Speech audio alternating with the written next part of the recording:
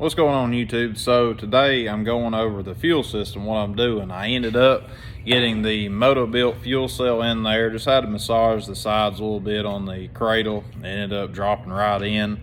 So right now what I'm doing is I am going through the factory fuel pump. So a LS requires 57 or 58 pounds of pressure to the fuel rail.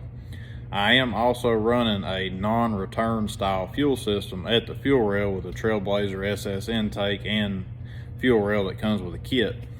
But today I am going to be replacing this regulator that comes off the top of the factory fuel pump, which sits right up here.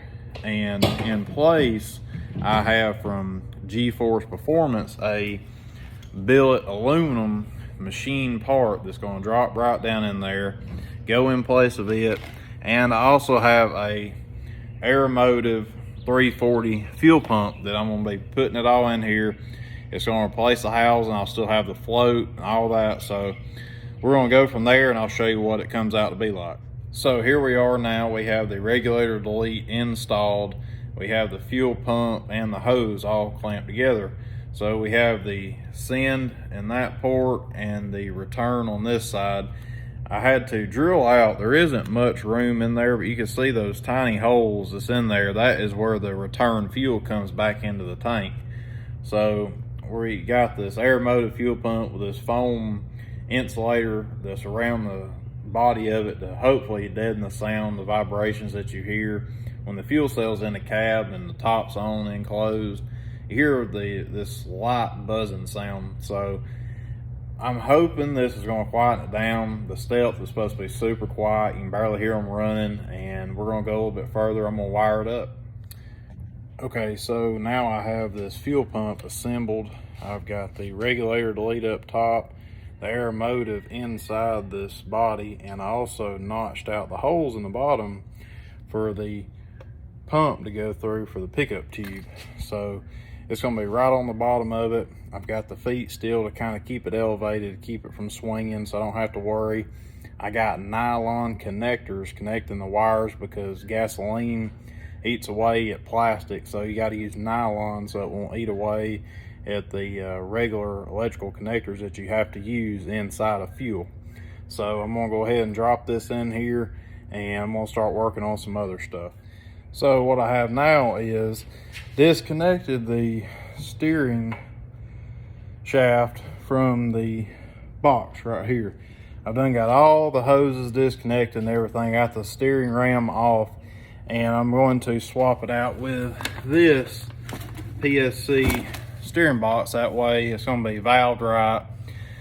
It's not going to be this ported factory box. It was never designed to do that. I mean, it does work, but it doesn't work. So we're going to go ahead and get this steering box out, and I've done got this nut broke loose, and I'm going to go ahead and knock down the pitman arm and unbolt it and put this one in and see where I'm at.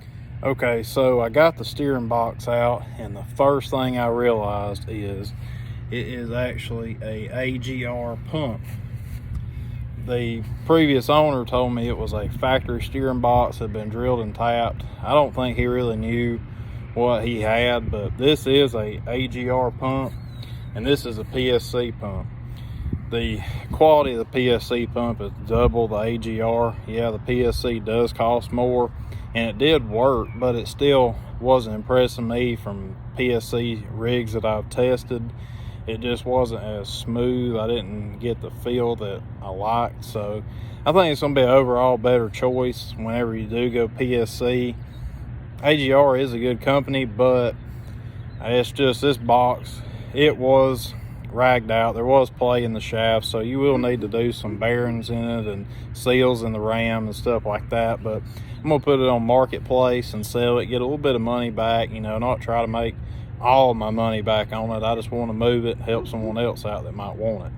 So I'm going to go ahead and get this box in, and we'll see where we're at. All right, now I've got the steering box in there. It bolts up pretty good, but I just had one problem. So on the bumper, I have this support right in here, and this is hitting it and the support's hitting it because the diameter of the box is a lot larger than the AGR. So I'm gonna have to figure out what I'm gonna do right in here and right at the bottom to help out with that. So I'm gonna go ahead and do a little bit of fabricating and we'll see what it comes out to be. All right, I got the bumper fitted in. It was super tight fit.